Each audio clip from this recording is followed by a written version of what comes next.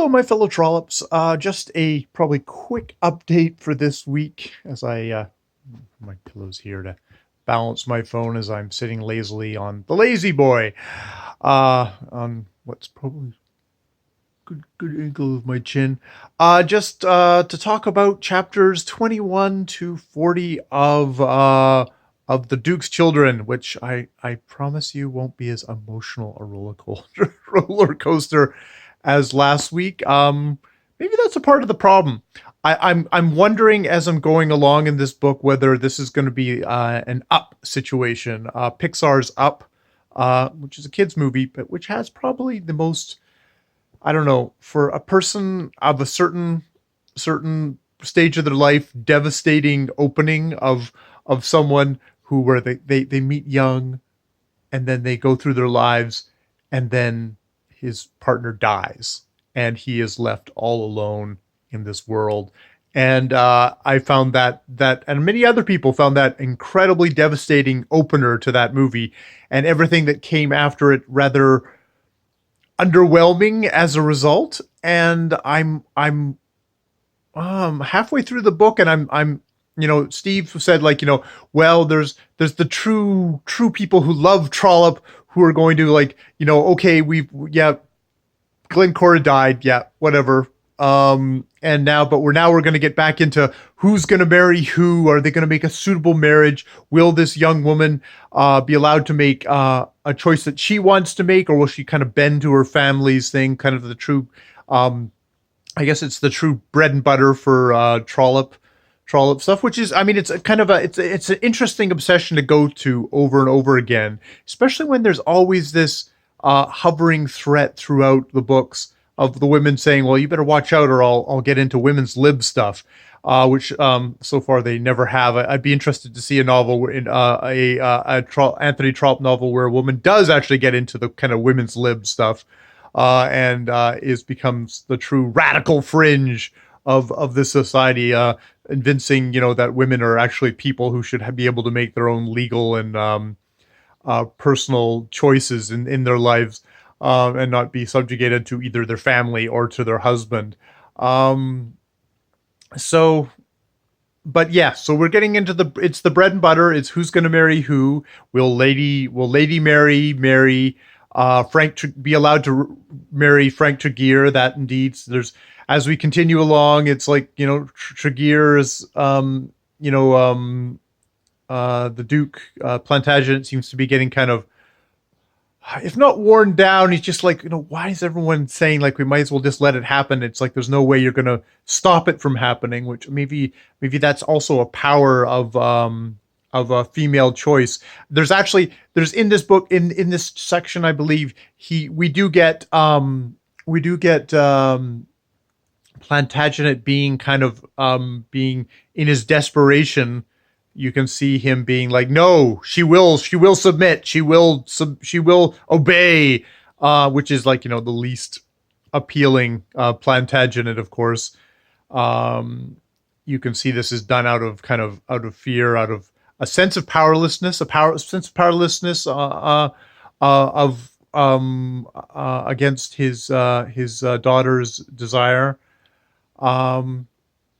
It's interesting. You wonder, is this sort of the sort of thing that you only see in novels, or is this something where in actual fact, outside of novels, most people do sort of bend to what their society wants, what the structural stuff of, you just kind of go along. It's like, okay, my parents want me to marry this guy. That's the easiest thing to do. And I mean, it's interesting. We see Frank Tregear, he was turned away from Lady Mabel, and so he kind of, okay, well, I'll make the best of it, and he's gone on to somebody else. We have Lady Mabel keep on turning aside Lord Silverbridge, and Lord Silverbridge kind of, in this stuff, what happens? It's like she's play. I mean, you could say most. It's like, is Lady Mabel just playing hard to get, but she will give in eventually, just to kind of salve her own kind of conscience of, I don't really love this guy, I respect him, but I gave him enough chances, and now I'm going to marry him. But into that situation, that kind of, that flexible situation becomes Miss Boncassen, a wealthy American.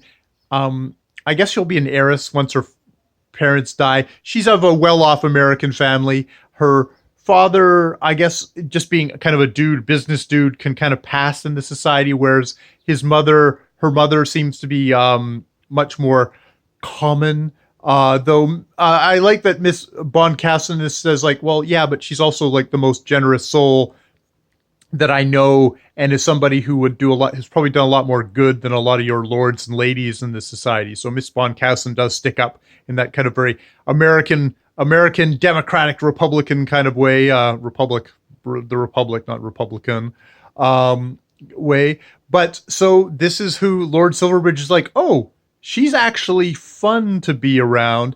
And I think she also flatters him. Like, she does play the, oh, I'm afraid of you. You're very, kind of pumps up his ego to the point where he can be like, ah, yes, this is somebody I could see marrying, because she at least plays into the proper power dynamics. And indeed, at the end of this section, he's proposed to her. And Miss Boncassen, does actually, it's Elizabeth, Isabel Boncassen, which I think of Isabel Archer from a different Victorian novel, does with which, we get the American stuff in as well, with Henry James. She actually, to her credit, says, okay, you proposed to me, now go away for 3 months, ask your family, ask yourself, is this truly what you want? And I will think, is this truly what I want? She doesn't go, hot damn, the richest, most eligible bachelor in England, I'm just going to snatch him, because you can see the kind of strategy. You can see strategy there of, like, you don't want to play too eager, or else he'll suddenly go, oh, wait a minute, what am I doing? She's like, no, I won't give you my consent, and you're going to have to continue to play. There's a playing out there. So we are getting this stuff. I have to say, maybe I'm not a true Trollope true Trollope head, or Trollope, as I say, my fellow Trollops out there. Just that I'm still really feeling Glencora's death, and all that side of things, and perhaps we'll get more back into. Obviously, where my heart is, where it's hooked me, where it's got me crying, is the Duke's grief, and how the Duke is going to manage fair with his wife's death. I mean, I think of a lot of couples where, if it's one of these things where there's so many couples where it's like, oh, there's the guy. And there's the little woman or whatever, and the little woman dies. If the little woman dies first, that the older gentleman will soon follow afterwards. Where in often cases there seems to be a thing of, in our society, that if the woman survives and the old man dies, the woman can go on for years, because in some ways she's been the strength of the couple. She's been the societal glue that keeps somebody alive. It keeps you alive in this world. That's so important, and that gets so undervalued in our culture. So it'll be interesting to see how the Duke does, because I really feel like if the Duke isn't able to either forge his own social connections to society, to find his own kind of emotional bedrock, or to do that himself, or maybe more likely find another a companion who can bring that back into his life. I don't know how long he survives. And maybe he is a parliamentary robot, and he'll just continue on just doing the good work. Maybe that'll be his that is where he'll find his bedrock to go. I can't put that past him. So yeah, I mean, wow, for me, a record short video this week on this, just because I am I am so ambivalent. I mean, perhaps we'll get more into Lady Mary and Plantagenet and how they do work things out. I can't see him being the bully. I just in the long run, I can't see Plantagenet being the bully and forcing his daughter into trying to marry one of the plonkers that he's kind of tried to come up with. And interestingly, when he's looking at mates for his daughter, it's like he's looking at standing and the position and money, and then there's, as a side note, oh, and he should be of good character and all that stuff. But he kind of guiltily puts that on to the side. He doesn't actually put that as core things that would make his daughter happy, which is an interesting thing because he's somebody whose life has been kind of theoretically, in a political sense, has been about erasing the differences between the classes. But when it comes to the personal, to his daughter actually marrying someone of a lower order, he balks. He balks, and he finds this unacceptable, even though that, they would be fabulously wealthy. He wouldn't. They wouldn't want for anything.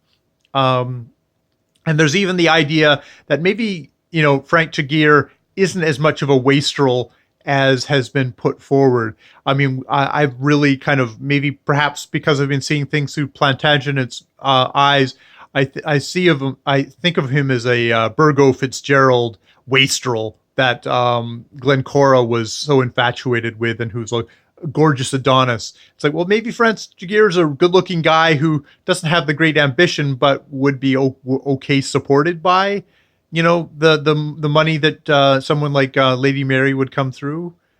So yeah, I guess that's where I'm at. I'm at a little bit of a lull in my Trollope appreciation in the Duke's Children at the moment. But I felt like I needed to get this video out here and actually then go on and continue reading the chapters. This very, very casual Trollope read along this week. All right, more videos later.